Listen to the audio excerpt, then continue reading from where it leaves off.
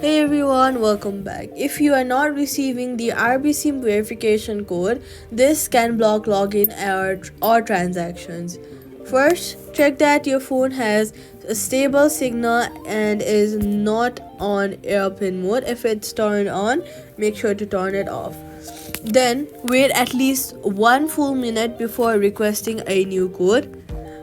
Check in Gmail that you have received the Gmail or not. Sometimes the Gmail ends up in your spam or junk folder, so check your spam or blocked messages folder for filtered text. Now make sure your registered phone number is correct on your RBC profile. If code still does not arrive, contact RBC support to confirm your contact details.